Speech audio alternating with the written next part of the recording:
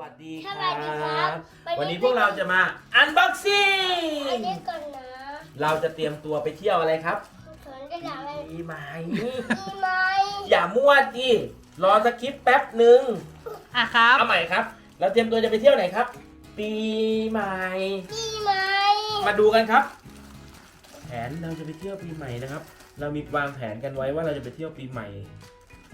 ดูแน่เท่นๆไปบอย แทนแทนแทนแทนแทนแทนแทนแทนแทนแทนแทนแทนอะไรเนี่ยว้าว คืออะไรอ่ะลูก มันคือบอยจะได้ไม่ต้องไปเหยียบแบนๆอีกแล้ว ลองไหม ลองไหม รูปพี่รูปอะไรอ่ะ ดูพี่ชาร์กอะ วิ ว้าว ถ้านึกถึงพี่ชักต้องนึกถึงอะไร บอยนึกถึงพี่ชาร์กเรานึกถึงอะไร นึกถึงการไปอะไรพี่ชัก ไป อ อะไร ยู่ในไหนพี่ชัก พี่ อ ชัก ยู่ อยู่ ใน ที่ไหน น้ำป่ะ จำได้ป่ะ อ่า มาลองใส่ก่อนแล้วเดี๋ยวบอยจะได้ไปเหยียบเปลือกหอยได้เลยใช่ป่ะไปเล่นบีชใช่ไหม อันนี้ จะได้ไม่เจ็บ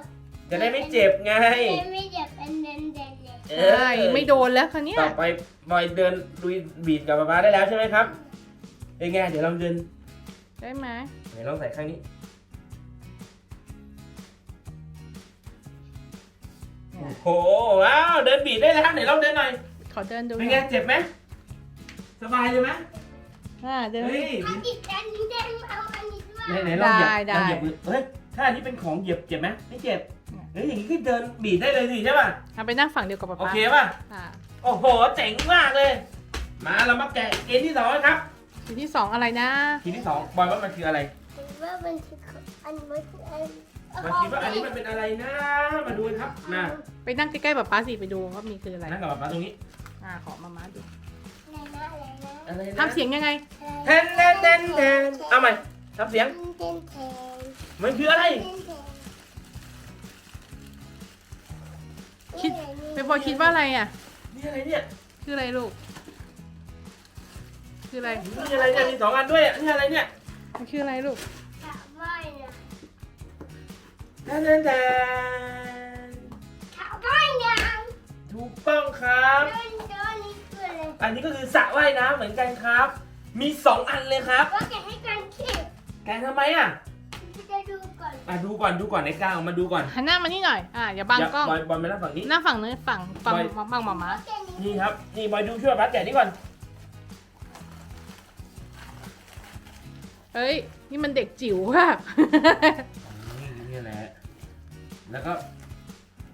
กางออกมากว้างๆไงกว้างออกมากว้างๆเนี่ย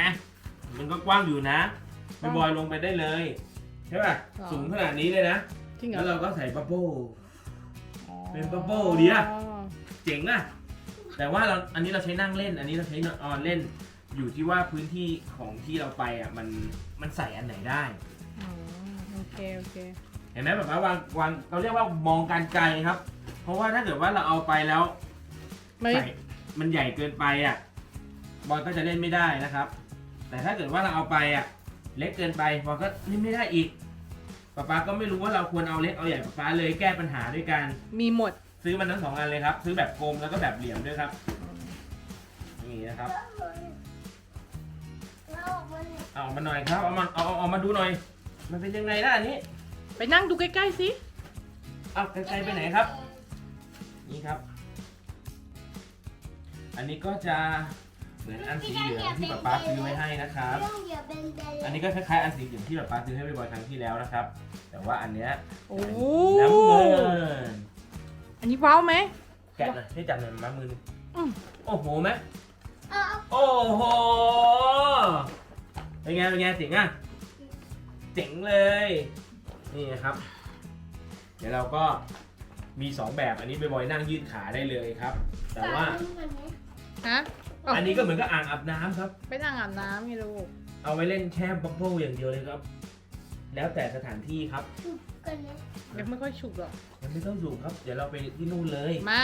ทั่วเลยแล้วก็ว่ากันไปเลย เจ๋วมากเลยไปบอยครับ เก็บอันนี้นะ ได้ เจ๋งไหม ป๊าป๊าเจ๋งเด็ดป๊าป๊าไม่ต้องทำอันนี้นะ ทำไมไม่ต้องเก็บ มานี่สิลูก ไปเดินเล่น อันนี้สระว่ายน้ำเจ๋งไหมบอย นั่นน่ะ